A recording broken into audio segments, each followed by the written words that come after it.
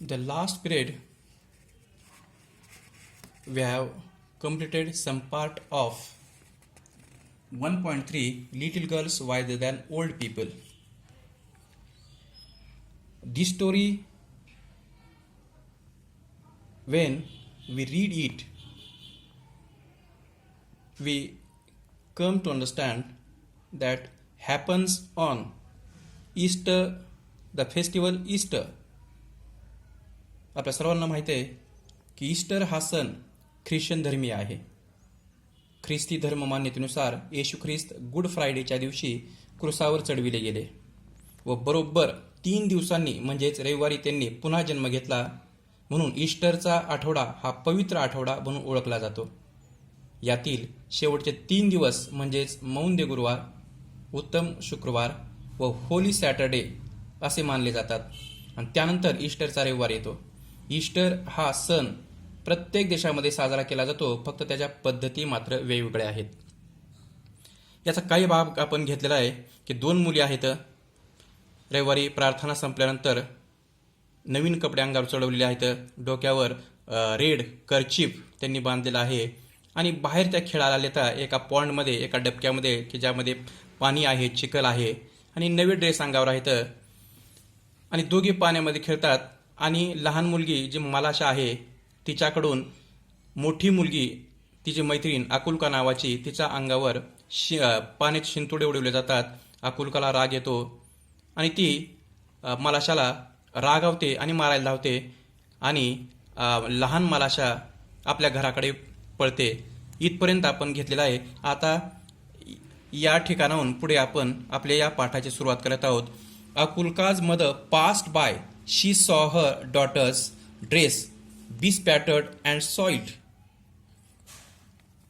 अकुलकाची आई तिथून जात असते. ती पाहते की आपल्या मुलीने अंगावर नवा ड्रेस घातलेला होता आणि आता त्याच्यावर मात्र शिंपड पाण्याचे किंवा चिखलाचे शिंतोडे उडवलेले आहेत. Where accursed one did you get yourself so dirty? Malasha has purposely splashed it on me. आई विचारते, कुठे गेली होतीस? काय केलंस हे की तुझ्या ड्रेसवर पाण्याचे शिंतोडे उडवले गेलेले आहेत, ड्रेस खराब झालेला आहे, कुठे गेली होतीस? आणि मग त्याचं ती उत्तर देते की ते म्हणते हे सगळं मलाशाने केलेलं आहे, मलाशाने माझ्या अंगावर पाण्याचे शिंतोडे उडवलेले आहेत. Akulka's mother grasped Malasha and gave her a knock on the nape of her neck. अकुलकाची आई मलाशाला पकडते आणि एक छोटीशी चापड देते. मलाशा began to howl and her mother ran out of the house. चापड बसल्यानंतर, मार मिळाल्यानंतर मलाशा रडते, मोठ्याने किंकाळते आणि ऐकल्यानंतर घरामधून मलाशाची आई बाहेर येते आणि विचारू लागते, why do you strike my daughter?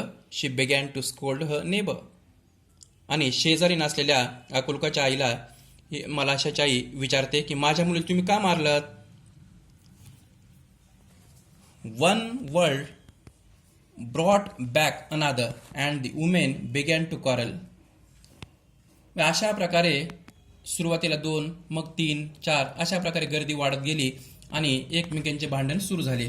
The men too ran out and a big crowd gathered in the street. हळूहळू माणसे सुद्धा बाहेर आली, रस्त्यावर गर्दी झाली. All were crying and nobody could hear his neighbour. प्रत्येकजण ओरडतो आहे आणि कोणी कोणाचं ऐकायला तयार नाही. They scolded and cursed each other. प्रत्येकजण एकमेकाला रागवतो आहे आणि एकमेकाला शिव्याशाप देतो आहे.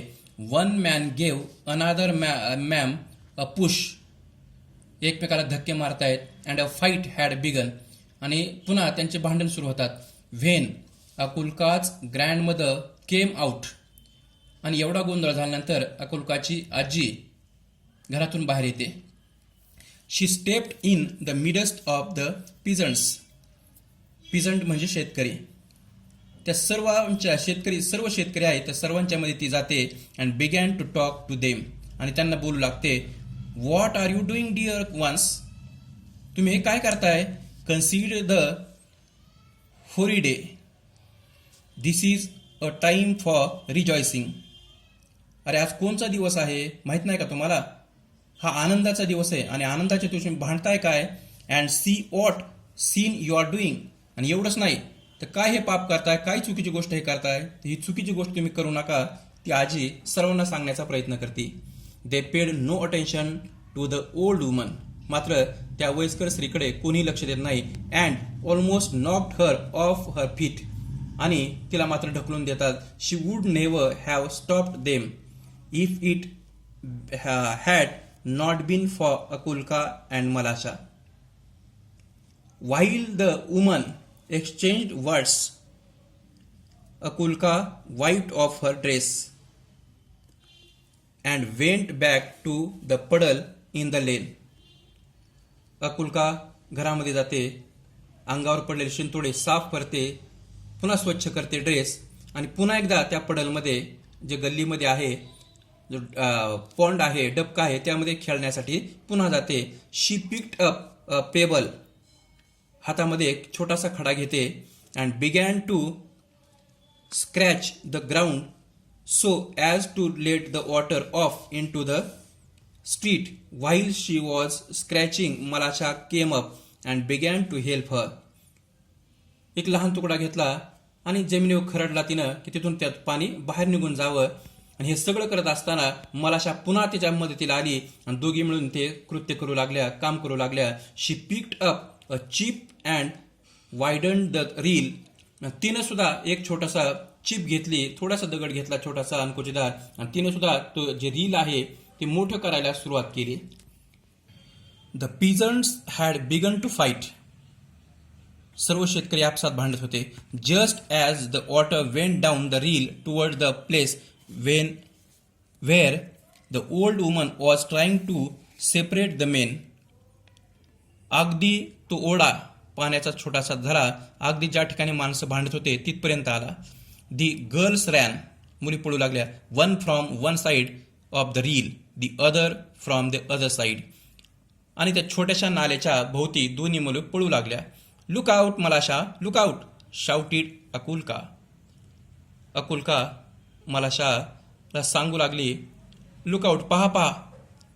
मलाशा wanted to say something herself but could not speak for लॉफर.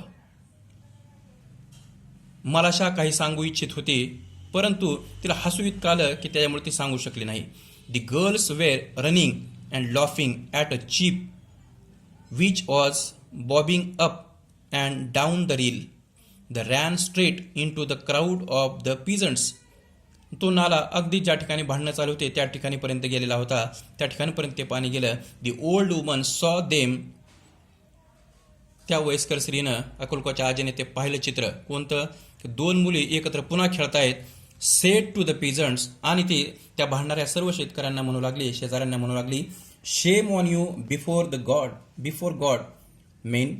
You have started fighting on account of these two girls.